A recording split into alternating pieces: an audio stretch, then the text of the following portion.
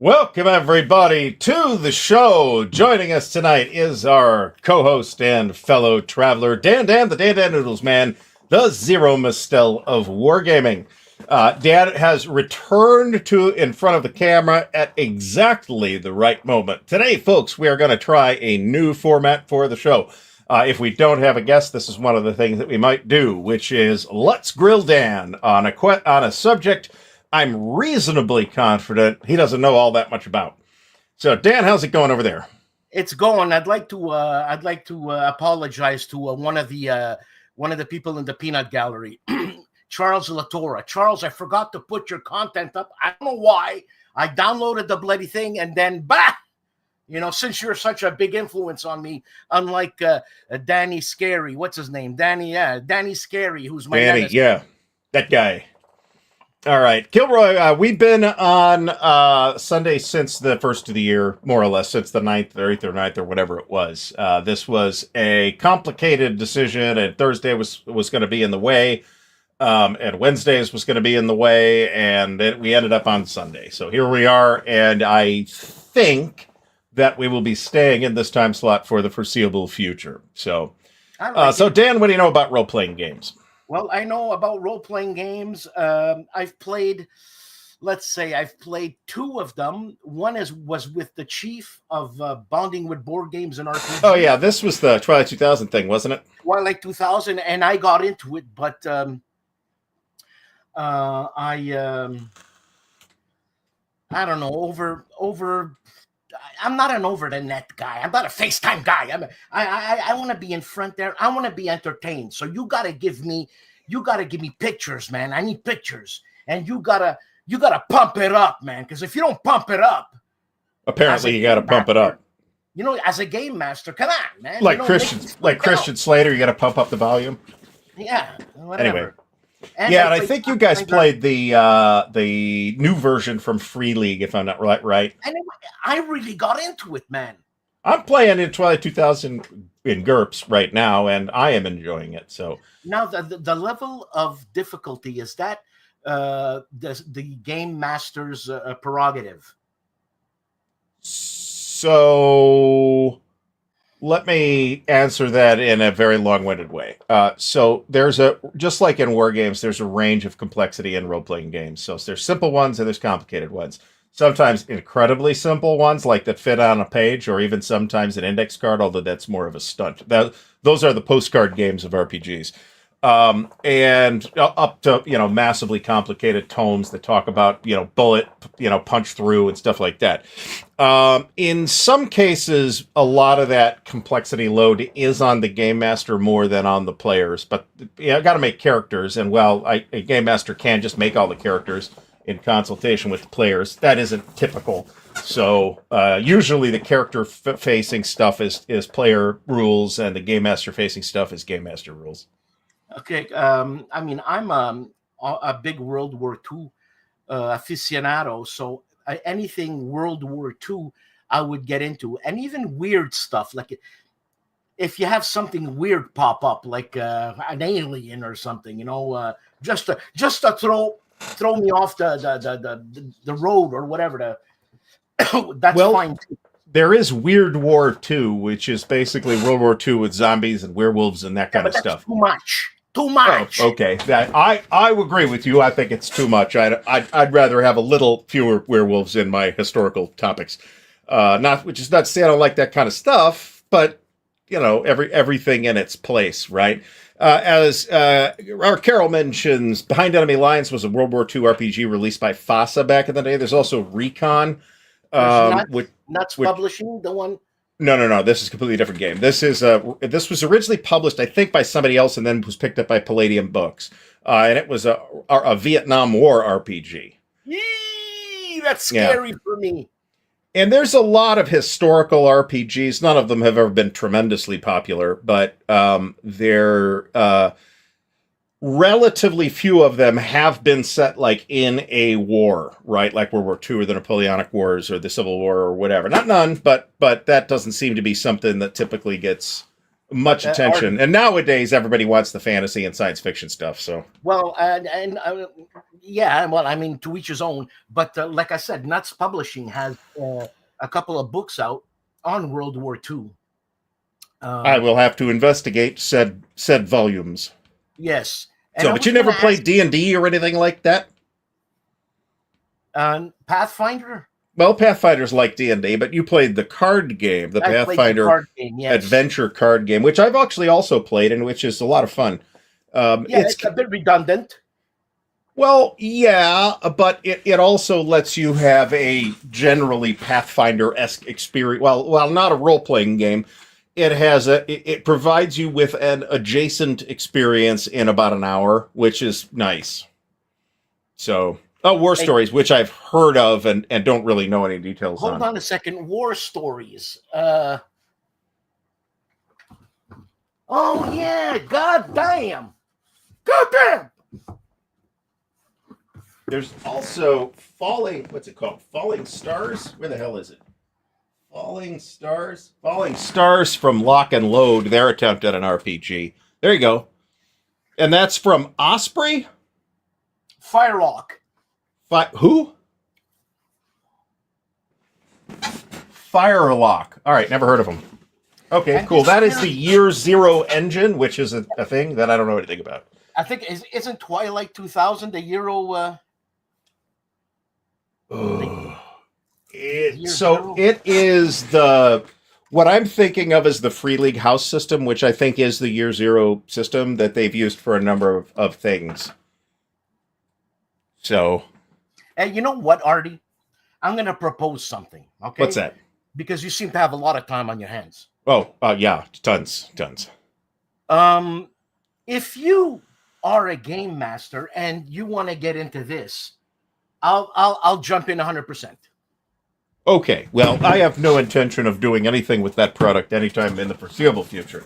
So the way it tends to work is you've got like your regular group of people that show up on Tuesday night or whatever night it is, right?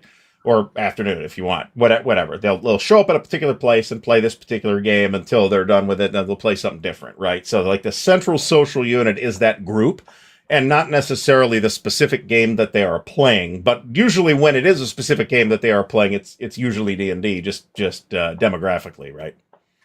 Speaking of that, I don't know if anybody heard, I put it on social media, but folks in the wargaming space won't necessarily have known. Ernie Gygax, who was the eldest son of Gary Gygax, passed away earlier this week, or last week, I guess. Okay. Yeah, he was, I think, about 70, something like that, late 60s, perhaps, and he had been in ill health for quite a while. But Ernie was like, he looked great in the last couple of pictures I saw of him. Let me put it that way. So I am saddened to hear of that. I never met Ernie or Luke, who are the two Gygax sons who are still kind of active. But Godspeed, Ernie, and best wishes to Luke and the family. I mean, Alan Emmerich looked like he wasn't top shape. And that was none of us know what happened there. I'm not shocked by Ernie, but because like I said, it was known that he'd been in bad health for quite a while. Poor guy. Hey, what about an RPG? And I don't want to say this because Jason Matthews, the genius that he is going to pick up on it. What about a Cold War RPG where diplomacy reigns supreme? I think that is a very interesting idea, and there is an RPG called Cold City, which I may even have, which is like a spy RPG set in Cold War Berlin. Ah, God, that's scary, man. So yeah, that could be cool. I never played it, but I had it at one point. I'm not sure if I still have it or not. Like, I mean, that's the ultimate backstabbing game, man. RPGs tend not to do that, right? Yeah, I know. There are RPGs, and even in RPGs that don't feature this as an element, there can be player-to-player backstabbing in an RPG. That does happen. It's not super common unless your table is a bunch of assholes at it, but there's that. About the Grizzled. I don't know anything about that. I could picture the cover in my head, but I don't remember what it is. It's like an etched drawing, this and that, but I didn't think it was a RPG. But Jeff is saying it is RPG adjacent. I would also say that there's a lot of solitaire RPG products coming out that are also not really RPGs, but are RPG adjacent. The one I'm thinking of is Four Against Darkness, which is like a solo dungeon crawling thing. And it says it's not an RPG, so I'm taking the designer's word for it. I do have a copy of it. You know what? And paranoia backstabbing is a thing. That's true. That's one of the exceptions. Solo RPG. I don't know. I think I'm gonna go Stigler here. I think RPGs are meant to be social. You gotta discuss and you gotta fight with the guy next to you. You know what I mean? I mean, yeah, I have some sympathy for that, and definitely a solitaire experience. We might still call it an RPG, but it is definitely not the same kind of experience as playing at a table with 3 to 5 or whatever it is, or 15 or whatever you got, other people. I always felt like that didn't necessarily fit all that well into like the super serious spy genre. It was meant to be, emulate James Bond after all, which is not a super serious spy thing. But nevertheless, it's a terrific game. I mean, look at Tony Mammal. Does Mammal mean one? Does it mean one boob? Mammal? So there's another type of solitaire RPG called a solitaire RPG anyway, and an example of this would be a game called 1,000-Year-Old Vampire, and it is basically a journaling game where you write journal entries as your vampire. And there's some mechanics to it. It's not just writing stuff out, but it also does kind of look like a series of randomly generated writing prompts. Right? A vampire. Oh my God, been there, done that. It's over. It's over. How did vampires come up? I've got it, and I've got like 1 or 2 of the things for it, but I haven't done anything with it at all. So, yeah, and that's a completely accurate statement. It is, in fact, almost entirely right. I would say it's 80% writing, in fact, and 20% looking at the book. Oh, know what? You wouldn't consider this an RPG, but the Sherlock Holmes game, which is insanely difficult because we got the first case in 28 clues, and Sherlock Holmes figured it in 4. I mean, what? Am I that stupid? I guess.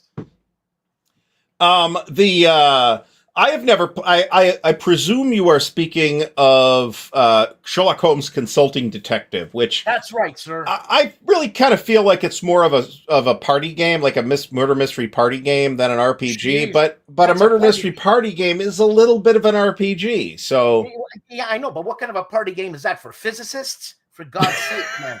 Maybe. Seriously, Jesus Christ! I don't know. The Car Wars book adventures. I vaguely remember these. These were basically choose your own adventure Car Wars books. There is a Kickstarter up right now for, speaking of choose your own adventure, there is a Kickstarter up right now, and I think it's running for another week or 2, for a reprint of the old Fighting Fantasy game books. This is Steve Jackson has consulted with Steve Jackson to bring us a new edition of the first 5 Fighting Fantasy game books. Both Steve Jacksons are involved. Say what you will about Steve Jackson. I love the guy. I love his products. I think it fills a niche that we didn't have before Steve Jackson. I was talking to Brant a couple hours ago, and Brant got an interview with him at Gamma Expo. Good job, Brant. Approved. So Steve is an icon. He's been around forever, and we wish him well. And I wish they would do more with GURPS nowadays, but maybe they don't need to. So him and Stephen King, they're the same. Well, no, I think they look the same. I think Well, I mean, no, but yeah, kind of. There's something about Stephen King and the Steve Jackson, but isn't Stephen King a recovering an addict of some kind? I don't know what off the top of my head. Anybody who hasn't read it, his book on writing, which is like part writer's manual and part autobiography, is great, by the way. And he talks about all that. Yeah, Stephen King has overcome some serious problems. Yeah, poor guy, man. I think Steve Jackson has his serious problem that he had to overcome was being raided by the Secret Service. Was he? Yeah, back in late '80s, perhaps, maybe early What the '90s. hell? This is a legend. We can look this up on Wikipedia. I'm not even kidding. That's hilarious. They were working on GURP Cyberpunk at the time, and somebody at the Secret Service got the idea that it was a manual for cybercrime. And they raided the offices and seized everything. And there was a big lawsuit that stretched on for a couple of years, and Steve and company won that lawsuit. So I hope, well, many years. I hope he won that with a bit of coin in his pocket, because I'm sure the Secret Service has deep pockets. They did. I believe they came out of it okay. So I thought it was the Secret Service. I'm willing to look it up again at some point. But FBI may have also been involved for all I know. I mean, you figure the Secret Service, you have to be a geek to get into the Secret Service, and you don't know fucking games. What are you, stupid? You have to be a geek to get into the Secret Service. You know what I'm saying? You have to be a dumbass. I'm confused. I'm confused. Yeah, so am I. So it's okay. Yeah. Well, this is not incorrect in this case, Paulson. So. I'm not sure that. I think by the time that the hardware may have been returned to them, but it was like 2 years later. It was like the company would have been out of business by then, so they had to basically recreate everything from either scratch or backups. But didn't they figure out it was a game company? For God's sakes, man! Yeah, but they got stonewalled by the authorities, and they insisted that it was a real and legitimate raid on a criminal conspiracy. So they took it all the way. The authorities people took it all the way, and fortunately the Electronic Frontier Foundation, which this was like their first big thing, stepped in and took care of Steve on there. You know, talking about the Secret Service, even Canada has a Secret Service, believe it or not. Okay, I would assume that they have some equivalent. There you go, Hacker Crackdown by Bruce Sterling. So I was performing for the president of Grenada. Okay. And they had the Secret Service there, right? And anyways, after my performance, I'm hanging around and I see this big, dumb-looking guy. I swear to God, stereotypic, big, dumb-looking guy. And I went up to him and I said, "Hey, man, what are you doing here?" "I'm Secret Service." "Yeah, okay." And we start talking, and he shows me his fucking Uzi. "Look what I got, man. What are you, an idiot?" I think he is telling you to get the fuck away from him, actually. I think that was the intended message there. Get the fuck out of here, buddy. We got work to do. That's my supposition. I have not aware of Lands of Evershade. There is an enormous... So those of us in wargaming are accustomed to, other than maybe the Compass Games unofficial late pre-order Kickstarters and stuff like that, there's usually something like 10 maybe Kickstarters or other crowdfunded campaigns in wargaming every year, something like that. Whereas in role-playing game, there are hundreds of RPG products and new game systems and all that jazz. I cannot keep track of it all. So you may have heard this, Vlad C, from me. I don't know that they got raided. I do know that somebody came by, and I think this was the FBI, and started asking questions because they had done a top secret adventure somewhere that was very similar to an actual passenger ship hijacking, and the ship, it was the same ship, so they got some nice well-dressed gentlemen in sunglasses and black suits came by to ask some questions. I don't know that it was an actual raid. Either that's incredibly efficient, or they got nothing else to go to raid. Well, it was a big deal at the time, right? So if they they went and asked questions, it's not like they arrested Lorraine Williams or anything like that. Also, I don't remember exactly when that was, if that was a Lorraine Williams era TSR or not. It may not have been. And I suspect that it wasn't, because I heard this story from Frank Mentzner, who was gone by the Lorraine Williams regime at TSR. So now, when Doria was the ship. When the FBI or the CIA or whatever agency raids you, is that a blight on your record? I don't know. I would think. Can But I Steve mean, Jackson now cross the American border and come into Canada? well, they're in Texas, so probably they're going for Mexico if they're trying to flee the country. But that did not happen, as far as I'm aware. Oh, Jesus, man. Help me. Help. I'm not made for this world. That's okay. Pants don't fit me when I buy them off the shelf. Shirts don't fit me. Nothing fits me. I'm just a jelly belly. You know what I mean? A lot of folks have trouble buying stuff off the rack. I do too. I can't buy t-shirts I can buy off the rack. Pants, I really can't. Ah, Christ. I gotta go order pants online because I have tiny little schnauzer legs. Yeah, they're Italian legs. So yeah, apparently so. So you played, I would imagine, the Pathfinder adventure card game from the original box, the Rune Lords box, probably. Yes. Okay, because they've. Go ahead. I had the 4 minis. I really, really got into it. I sleeved every card. We played it for a year, man. I mean, that's pretty good. We sleeve the cards too. Those cards get beat up a lot.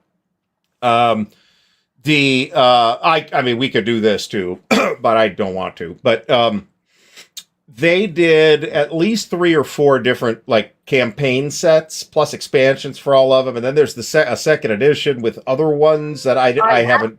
Second edition. I never played it. Okay. I don't know how different it is. I really have no idea. I enjoyed playing it though.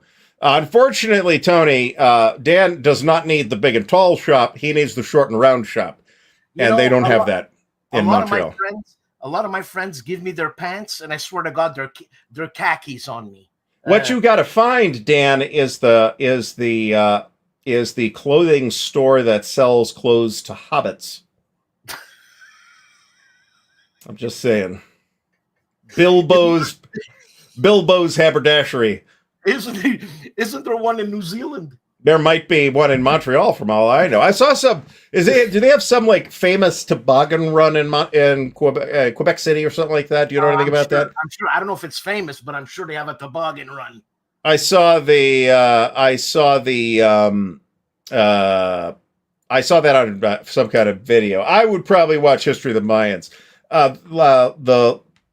The Fall of Civilizations podcast is outstanding, and they may have done one on the Mayans. I'm not 100% sure.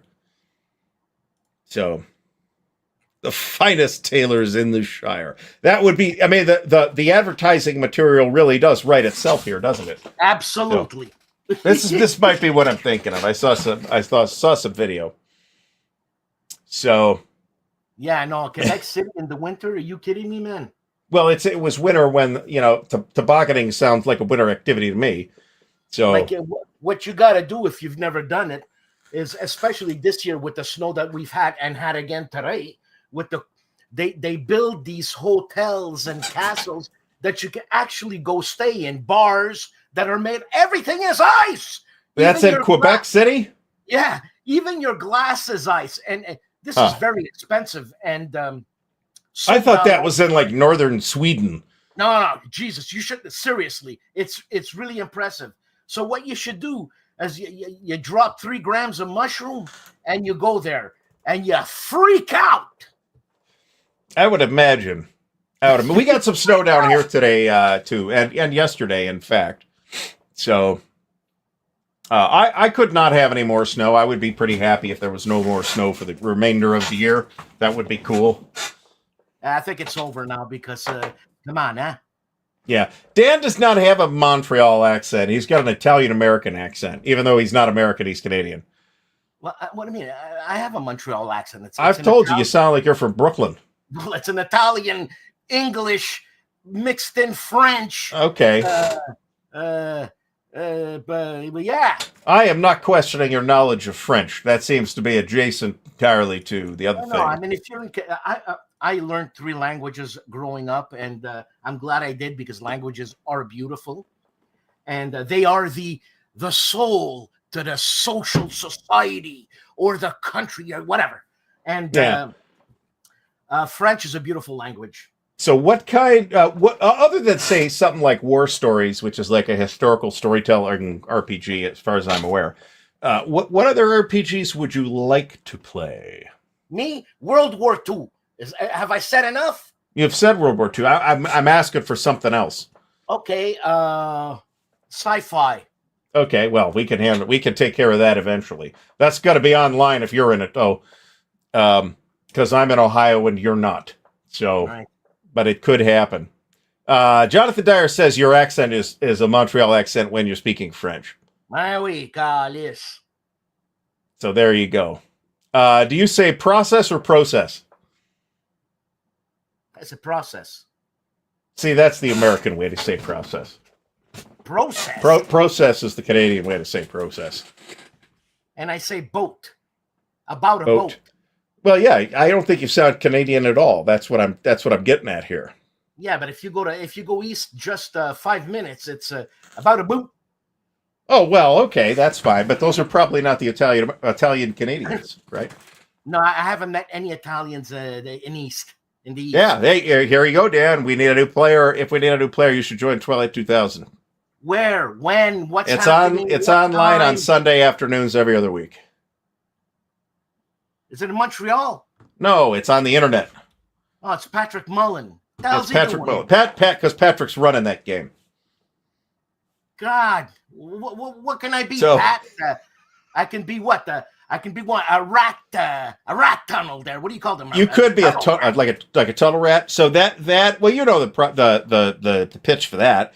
The limited nuclear exchange has happened. Europe is all screwed up, and there were some American troops more or less stranded in Eastern Europe. So that's just great. American troops stranded in Eastern Europe now. How do you say this word, Dan? Portage. Yeah, okay. That's what we call it when we say when we're talking about Portage County, Ohio, where the fancy people live. Why would a town be called Carry Something on Your Back and Walk Through the Woods? I don't know. Don't ask me. The place was named eons and eons ago. I did look up the naming in Akron and Summit County and stuff like that. And Akron is exactly what it sounds like. It's the Greek word for high place. That's what the Acropolis is named after. Except that this was like the high place in the surrounding countryside when it was named, and Summit County because of the same thing. And everything around here is Summit this or Summit that or Suma this or Suma that. So, well, I mean, if you come to Quebec, you better be you better know your saints' names. Oh, yeah, French saints, I would presume. Well, everything is saint here. Saint Catherine, Saint Augustine, Saint Laurent de Grantham, Saint Louis de Gonzague, Saint Calice de Tabarnak. The Canadian module for Twilight 2000. I'm sure you have this already, Jeff. So, yeah, there are portage points in Advanced Squad Leader. Apparently, Grant is getting over at the Players Aid is getting into ASL now. So that's an exciting development. Grant. Son of a beast. Sorry. So, what was I going to say? We were talking about what before? About what? Well, I asked you what you wanted to play, and you said World War II within sci-fi. We're talking about portage, this and that. I mean, here in Montreal, when it snows, you got a portage to work. That's for sure. Yeah, but Achilles, most of the names, the places named after saints are in Spanish in California as opposed to French. But hey, Spanish, the Quebecers, when it comes to religion, Mark Twain said it: you can't throw a rock in Quebec without hitting a bloody church. Oh, okay. And it's true. I mean, it's true here in Akron, Ohio, too. So if it makes you feel any better at all. But yeah, I don't know. I wanted to do this last year, and it didn't happen. Well, it did kind of happen. I ran like 8-10 session little limited run thing of RuneQuest, the new edition of RuneQuest. It felt really uncomfortable with the system. But that's a thing that can be worked on. That'll come on its own sooner or later. Oh, Artie, that's what I wanted to say. You had mentioned. So there you go. You can even play Canadians in that campaign, Dan. I'm just letting you know. The Canadians absolutely 100%, even before the Italians.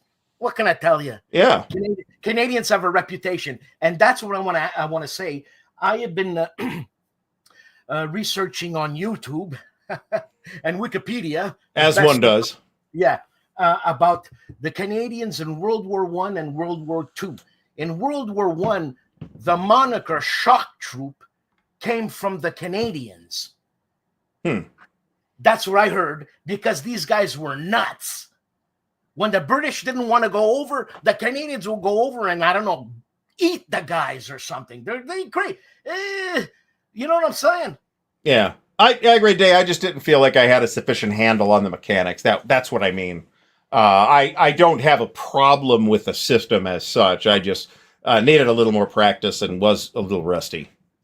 Yeah, cannon fodder. Yeah, kinda. Well, yeah. Well, the Canadians have conducted themselves with distinction in both world wars. Well, so and other conflicts too, but those are the ones everybody knows about.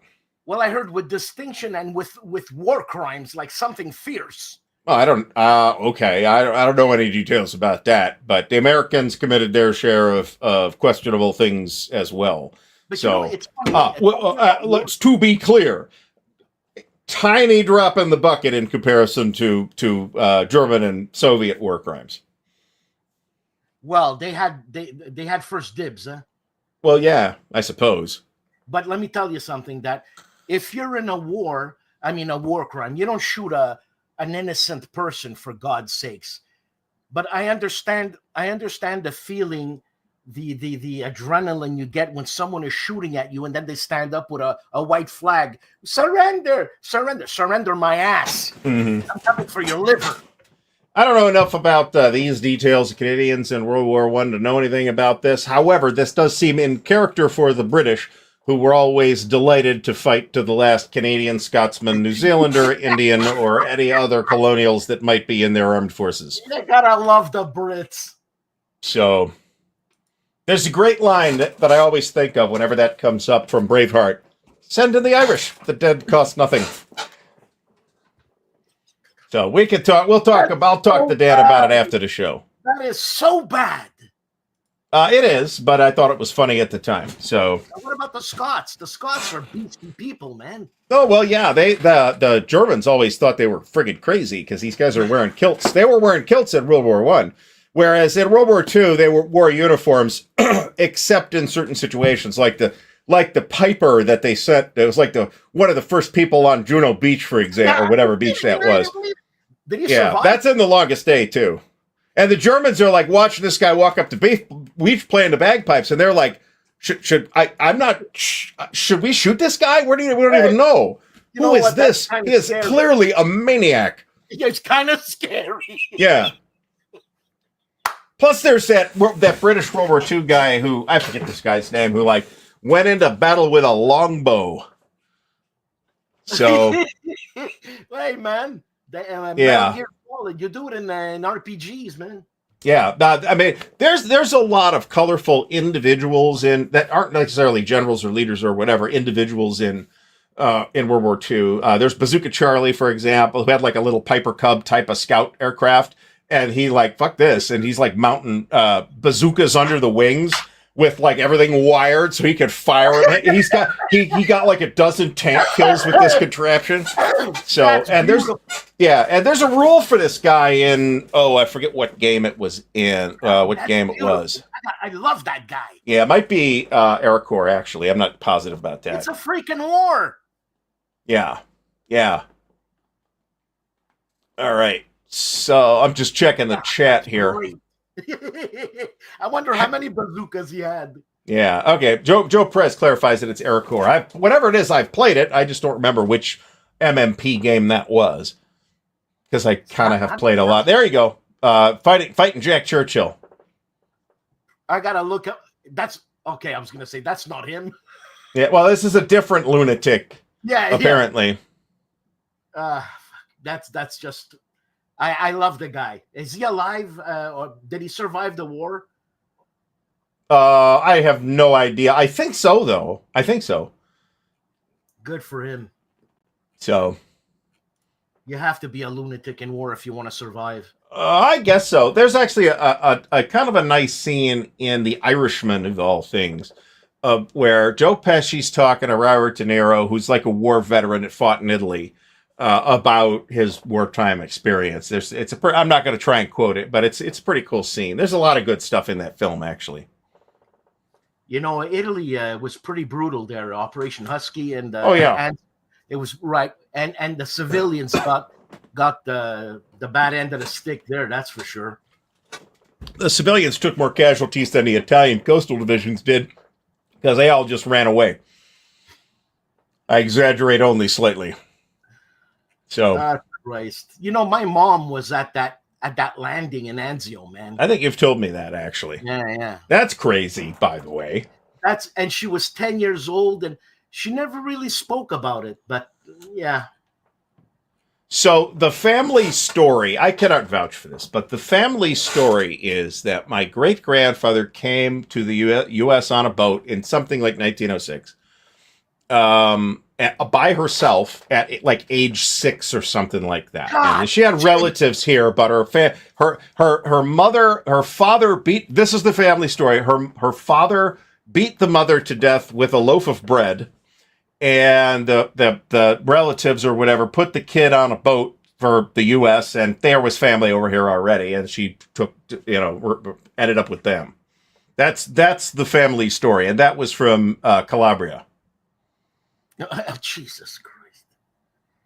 Yeah, I had to say Calabria. That was the Calabrian side of the family.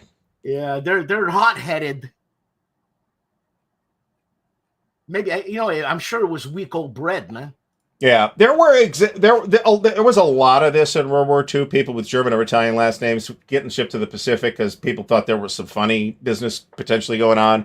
Of course, there's the famous Nisei Regiment that of Japanese Americans that was very highly decorated and very valorous, and they got sent to Europe.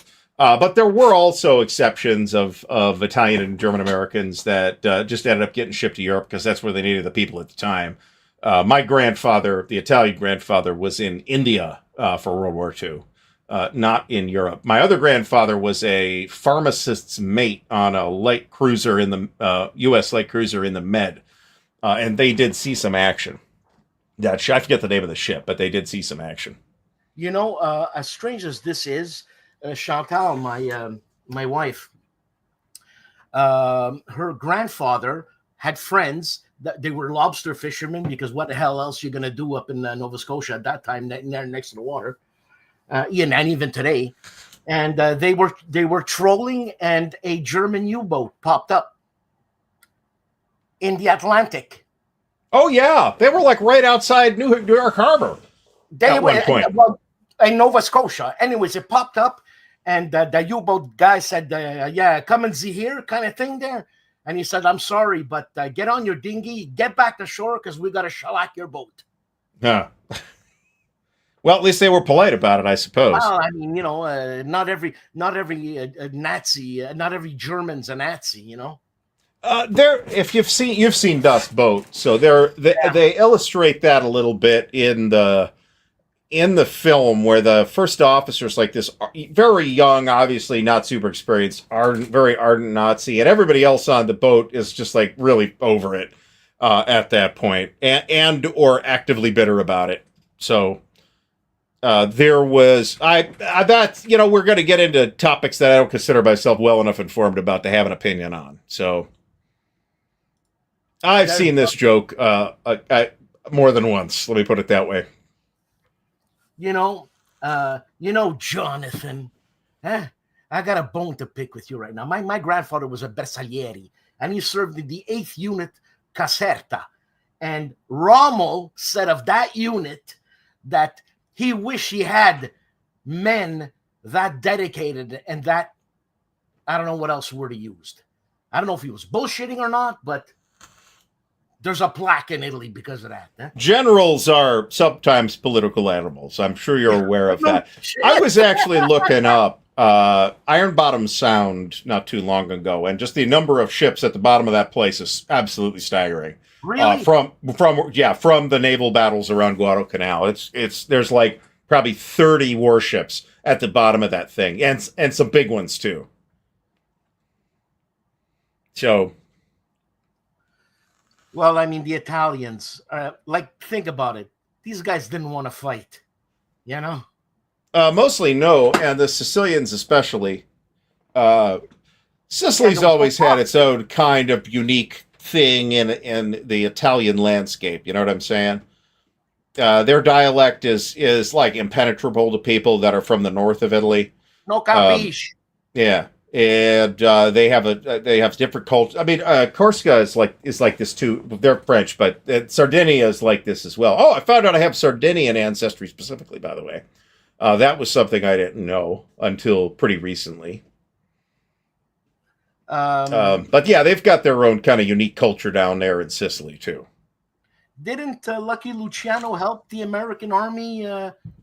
Yeah, so Something. Luciano cut a deal with the American authorities to help out with intelligence on the ports of Italy, and he from everything I've seen, he like legitimately contributed. And then after the war, he was kind of kindly escorted to the border and sent packing. And he went to Italy for a while, and then he ended up somewhere else. I think Cuba, something like that. Oh man, you're a smart man. Well, this is all in. I mean, I've seen a lot of movies. What can I say? It's business, man. Business is business. Yeah, yeah. There's also another great scene in The Rocketeer.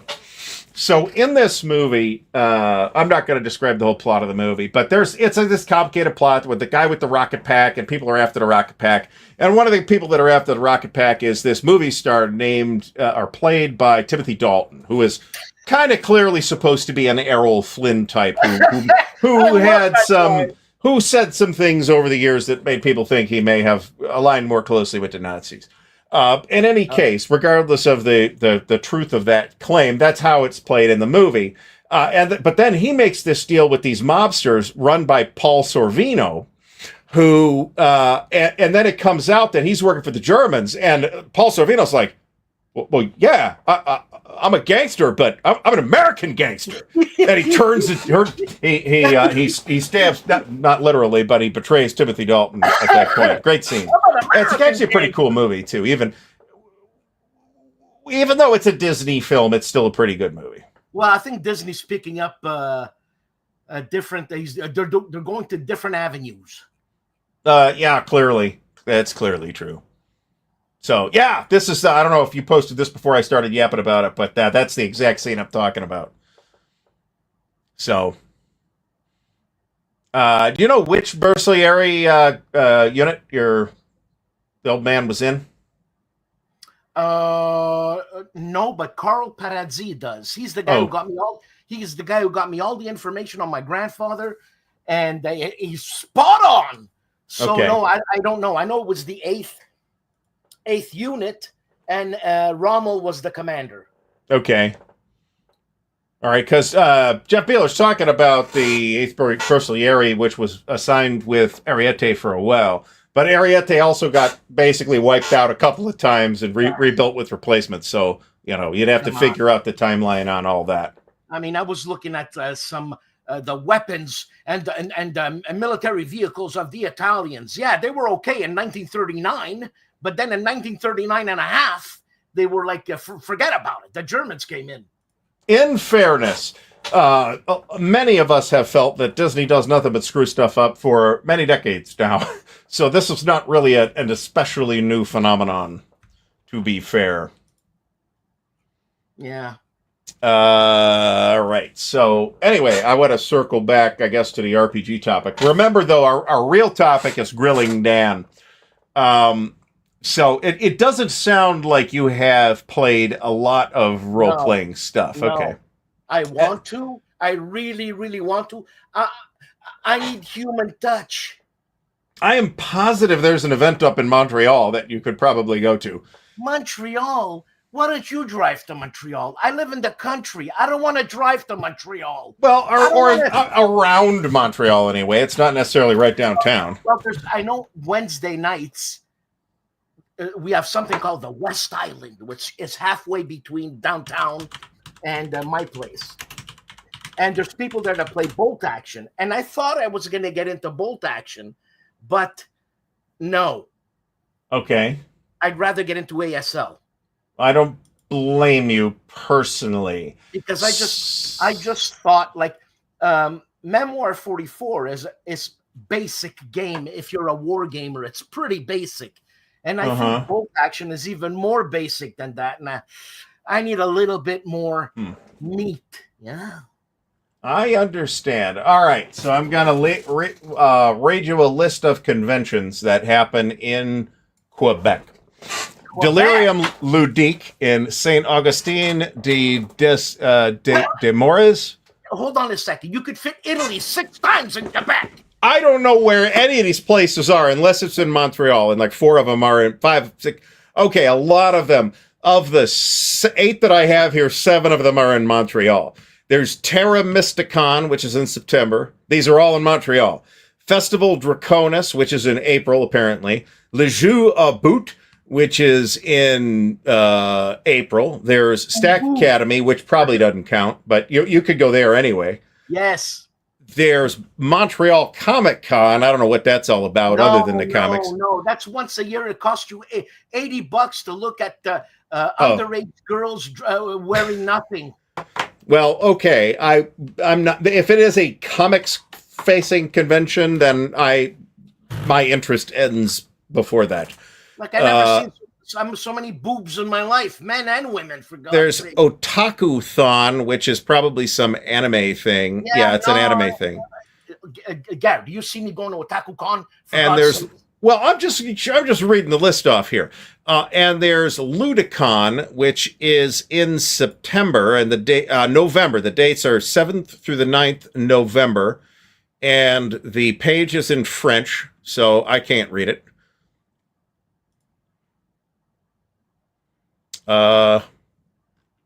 It's a board game convention, is what it looks like. Ludicon. Yes, I think it is. And the Stack Academy is a board game convention. Though I spoke to the organizer, Marc Gannett, and I said, "Why don't you have like people painting miniatures?" And he says, "Bring them, man, bring them." You know. I mean, I don't think they'll mind. No, they won't, because it's a serious con. Like, these people are nuts. Dan cosplays at Comic-Con. Dan, is this true? And what am I going to be, a potato? I could think of actually cosplay that you would be perfect for. Please share it. The Penguin. Not even kidding. I would terrorize everybody. You probably would. Probably would. Yeah, Blue Steel says Ludicon is more conventional or popular games. I don't know what the complexion of any of these events are. The point is, there are events in Montreal and in Quebec in general.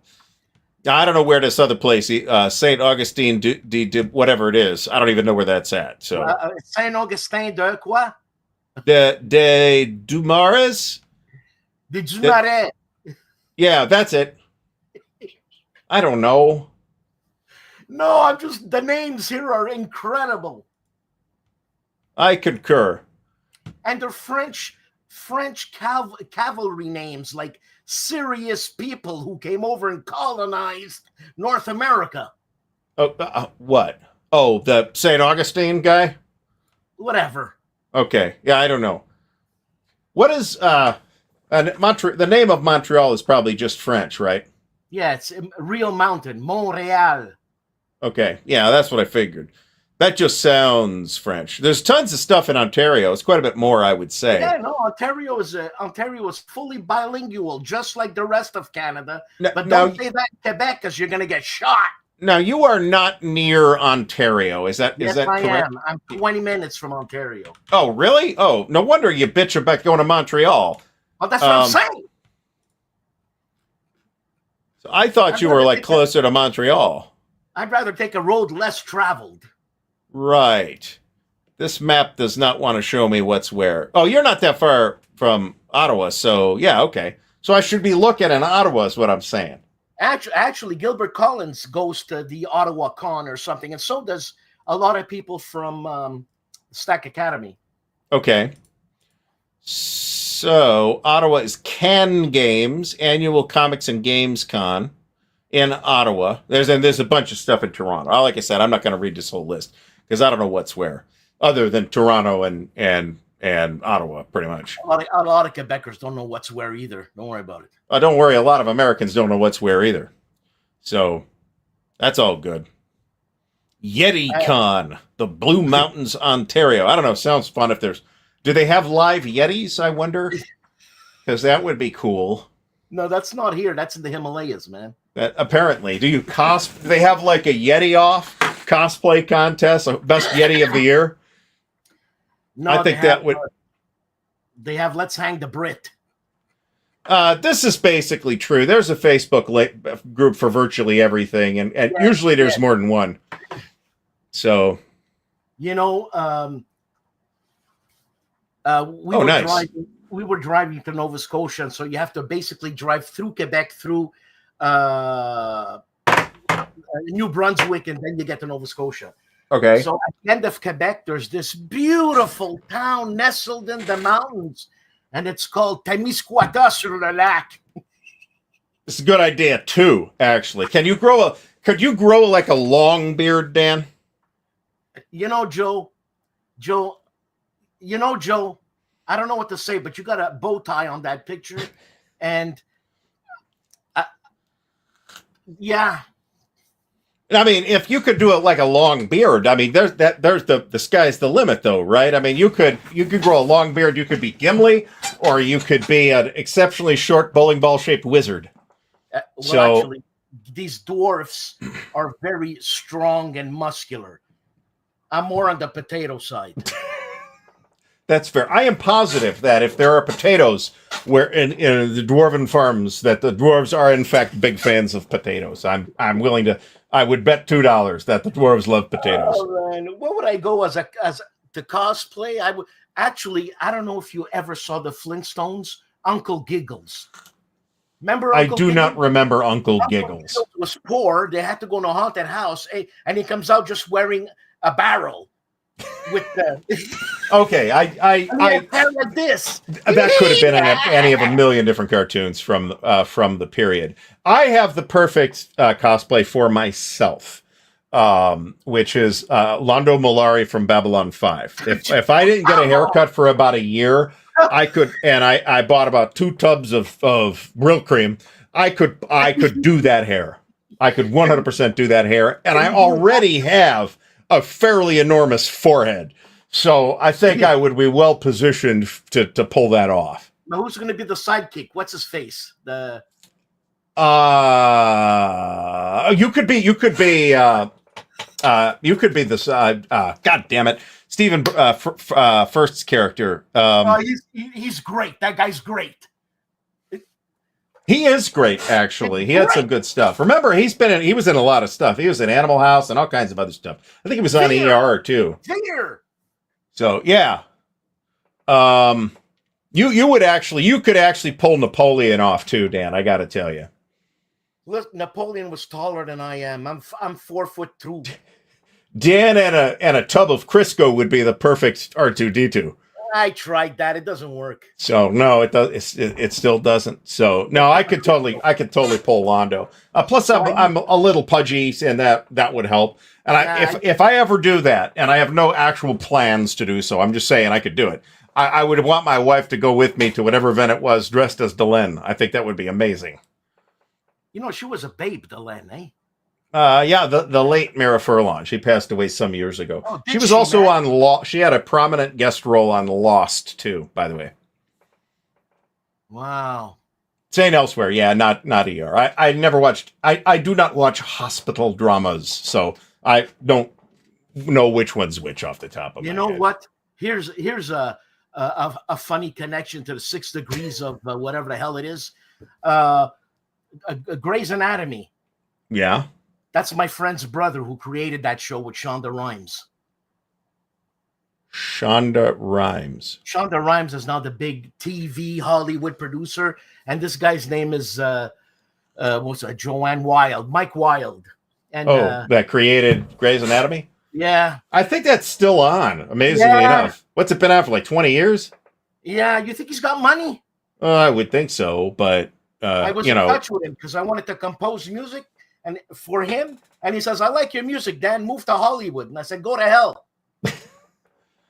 Yeah, well, we know somebody who would probably advise moving to Los Angeles at this particular time. Yeah, no. Advise not moving to Los Angeles, I should say. No. So, yeah, this is of course absolutely true, but never let facts get in the way of a good joke.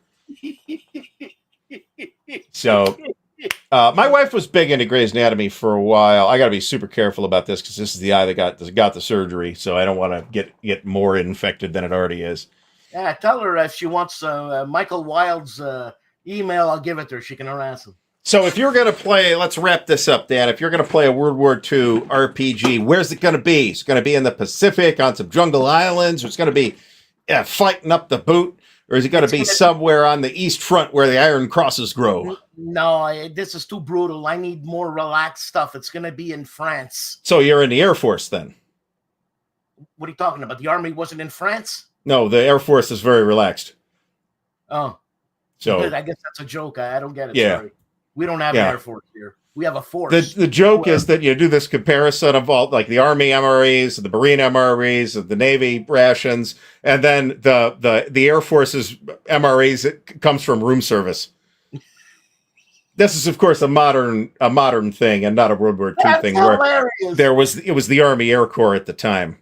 No, I'd want to be in France, one, because I know the language, and then you got to meet some Fifi from de Châteauneuf. Yeah, the Air Force. This is pretty good too. Ugh. This is starting to bother me.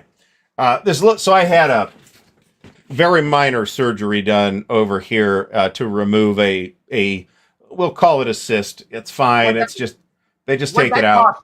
What'd that cost you? 400 grand? We'll see. Yeah, probably. I haven't got the bill yet. And the procedure itself was super quick, and it's not a big incision or anything like that, but it kind of looks like it's getting a little infected. So I'm just trying not to touch it, and it itches ferociously. Did they give you any barbiturates? Very, very good. No, there's no medication for this. There was literally the extent of the medication was Novocaine. But when they did it. What kind of a health system you have here? They pump you up, man. I would just as soon not take the pain. I mean, at no point has it been exceptionally painful. The most painful part of it was the Novocaine shot. But right in the eye, that kind of sucks. But I went in for a headache, and my doctor prescribed me OxyContin, for God's sakes. Really? No. Okay, I was going to say that's the kind of thing they don't really do anymore. My mom broke her arm, so she got they gave her, and she's, of course, it's always a 10 out of 10 for her. So they gave her Vicodin. They gave her 4 Vicodin, 4 pills. That was all they gave her. And what are the effects of Vicodin? Oh, it's one of those super addictive painkiller type things. Is it an opiate? Yeah. Puke. I'm more of an amphetamines man. Okay. I will tell you that I was on morphine once, like morphine. So that'll tell you right now, this was at least 20 years ago. And I found I needed it for the pain, but it was very unpleasant. Nauseous. It made me super nauseous. Yeah. Opiates, man. I told you, you're an amphetamine man. Hang it on me. I'm cool. You know what? I've got this painkiller right here. It's called Glenlivet, and it works great, and it's cheaper than Vicodin. So, didn't I see in the States they had a billboard? Healthcare you can afford here in Ohio, folks. And it was psychiatry is expensive or psychology expensive. Come and buy this bottle of wine at the whatever, and I thought that was hilarious. No, it's funny. At least the first time. All right, Dan, so are you going to try and play a role-playing game this year? Yeah, this year's a bad year, just like last year was a bad year. Well, they're all bad years until you make them a less bad year, right? Well, I'm trying. And I have one RPG thing actually penciled in on the schedule. It will happen on May 1st, May Day, at Buckeye Game Fest. We're going to run another Traveler game. I may have like 8 people this time. We'll see what happens. The problem is with me wanting to play an RPG is I know Wednesday nights we have a group, and I would go every Wednesday for sure because, whatever, once a week is the least. The thing is I'd have to be game master, and I don't know shit about game or master. I'll tell you what. I will say this as this is not really an endorsement. First, I will drink some water. So there is a Pathfinder, not the card game, the role-playing game. There's an item called the Beginner Box, which is reasonably inexpensive. It might be $40 or something like that. And it's got Master and Commander. It's got everything you need to. It will teach you how to run the game. Let me put it that way. It's actually like a step-by-step little adventure that teaches you piece by piece how to run the game. So for somebody in that situation, I'm not saying this is necessarily the right product for you, Dan. And there's some people that never game master too. That's fine. I bet you could find somebody up there. Well, I have a new friend called Bobby, and Bobby's probably going to be into it. I'll speak to him this Wednesday. There you go. Don't let anybody get in the way of your having fun. Oh yeah. Owl Rodeo? I don't know what that is. There's last I checked, Captain Nolan is correct. You could, and you know what? Somebody probably has, but I think for most RPG people, there are probably better options, like virtual tabletops that like handle the character sheets for you too and stuff like that. And there's a million of those. You know, Danny Scary, you gotta tell me where that guy lives, man. That's true. It is a closely guarded secret, actually. He may, in fact, that may not be his real name. That may only be the name given him by the Witness Protection Program. Yeah. But we can get beyond that. Yeah. I'm not a big fan of Roll20. It's got its advantages. The big ones are that it's free, or it can be free, and that its character sheet implementations are generally pretty good. But if you don't have an implementation of the game system you want to play, then you're out of luck, because I can't figure out how to make custom character sheets in Roll20. So there is... I know what I can do at cosplay. I can be the man who lives down by the river, Chris Farley. So Dan, for you could that would actually work. Actually, thinking about it, you've got the right intensity level to be Chris Farley too. Yeah. So I got a better idea though. So you could take that. This is role playing adjacent right here, Dan. You take that Chris Farley energy, and you go to a convention, and you are embodying the spirit of Chris Farley. Only your actual costume, I want you to go to your local home and garden store and look at the garden gnomes. That's the outfit that I want. And I believe that I could guarantee tens of thousands of views on any video of this debacle. Hey, you were supposed to have a bloody war game fest, the Artie Fest at your place or something like that. Why don't you make it a cosplay war game? No, we will not be. There will be no cosplay. I mean, if somebody wants to dress up in a Napoleon hat, go nuts. That's cool. But we will not be requiring that. So my problem with that is I already have too many conventions a year. That's why I'm trying to limit my convention, and I'm already committed to several things this year. So that's why I'm trying to limit my convention footprint in 2026, so that I could actually do ArtieCon as opposed to complaining that I don't have any time, and that's why I can't do it. You're always sick. You always got crud. You can call it Artie crud. This would be very easy for you to do too. In fact, I'm not even sure if this requires more than just a can of shoe polish. No, actually, really, yeah. And the thing is that I actually had the Luigi hat, and you know what? My father wanted to call me Luigi, but my mother kicked him in the nuts. Fantastic. All right, folks, we are out of time, and in fact, over time. So I want to thank everybody for coming out tonight. Our very special guest next Sunday night at 7:30 p.m. Eastern Standard Time will be Mr. Zilla Blitz. So tune in for that. It's going to be a fantastic show. Everybody have a great rest of the night. We'll see you all next week.